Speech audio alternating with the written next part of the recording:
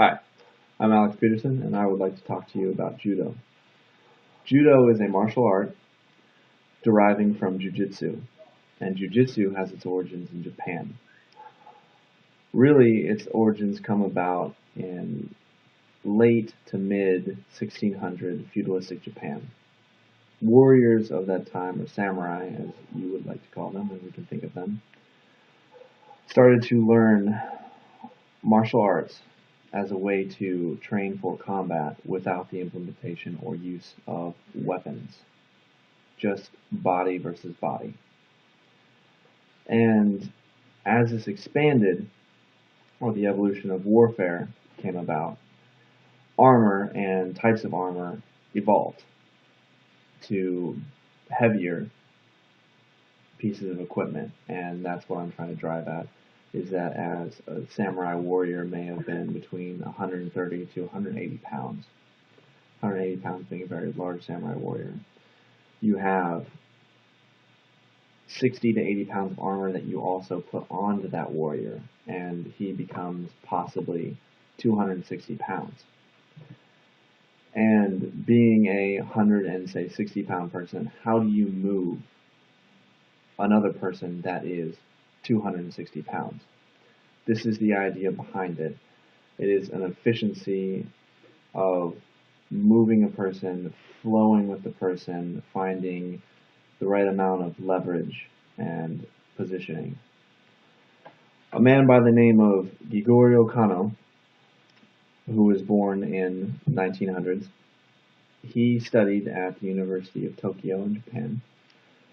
He came through and really analyzed the art of Jiu-Jitsu, which had blown up to over 700 executions, different executions or moves. And he really went through and found that it had strayed from what he believed it should have been in a philosophical sense of the martial art, mind, body, spirit. With that, he came and derived the form of Judo. And Judo, he even created the name for it. And because of this, he specifically chose Judo because the Ju beginning in the Japanese language instills a sense of gentleness onto it. And that is what he wanted to project to his students, an idea of gentleness within the sport, within the discipline, I should say.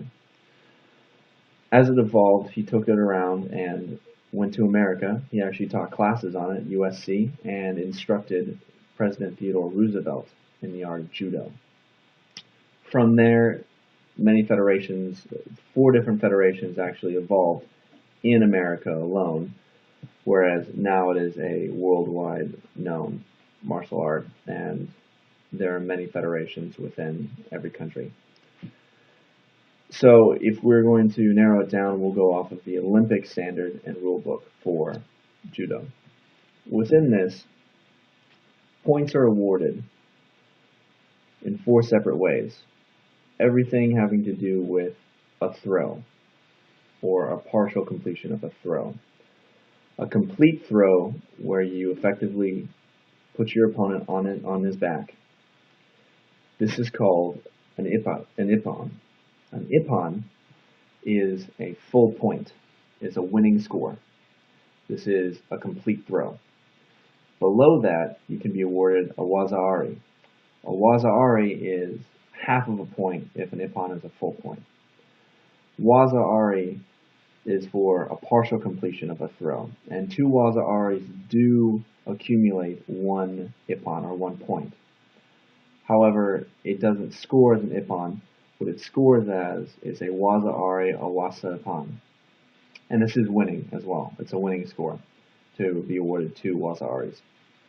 The next 2 points that can be awarded are very different from the first 2 because no amount or accumulation of either of these will equal 1 waza-ari or 1 ippon.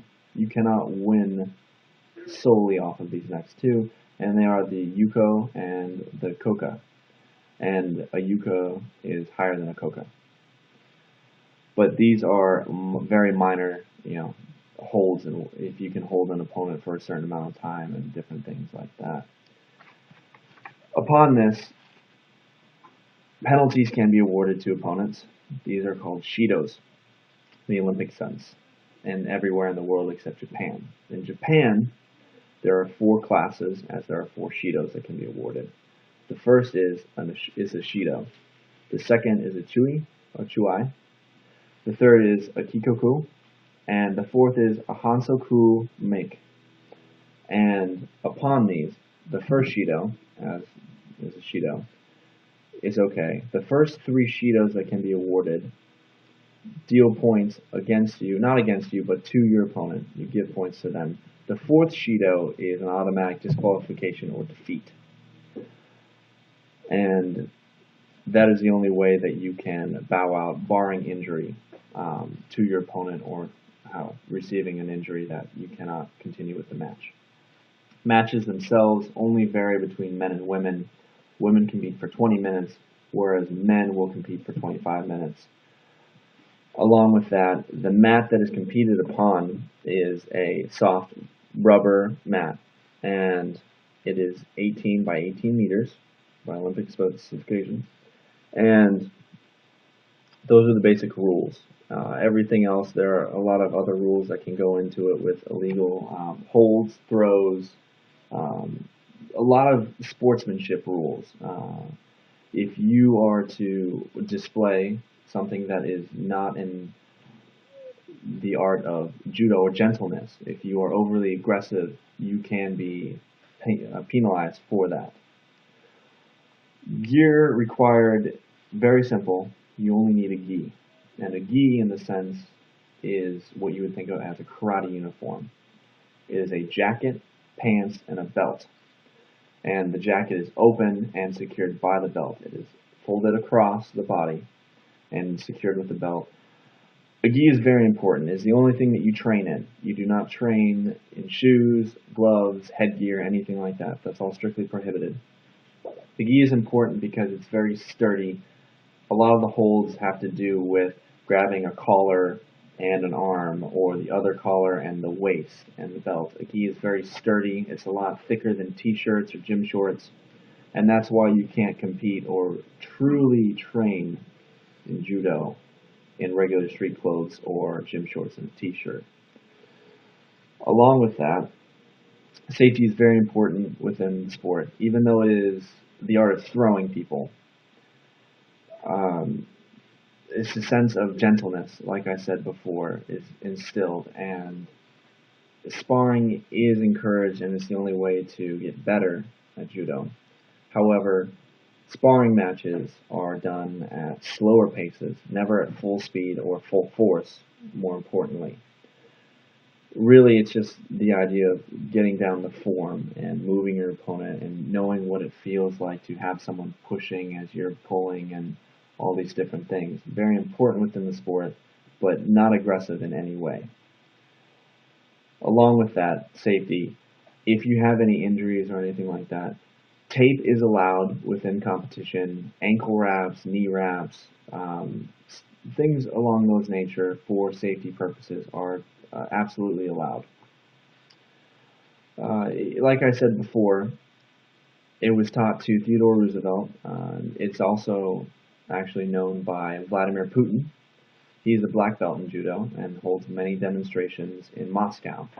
And he enjoys the art because he understands the philosophy and discipline of it and tries to portray that to the people of Russia. He's had many demonstrations in Moscow to show and educate the people that it is an art where any act of force or brutality can be met with calmness and gentleness and defeated through that. And that is the spiritual sense of it, is finding a calmness within it and a clarity. And that's also why I think it's an incredible sport to teach to other people. It can be taught to anyone, whether you're a man or a woman. And the beauty of the sport, as I mentioned before, with different weights of samurai and the evolution of armor.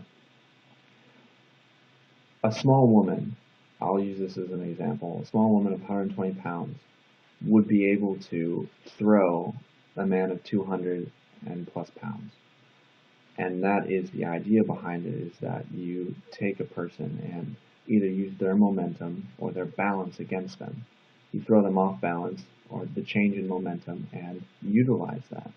You apply leverage with your legs, putting it out and just twisting your body as the proper application of force and torque in the right direction. It's a defensive martial art in its sense, and that's why I think that it is very important and practical for anyone to use, and something really enjoyable once you learn how to use it.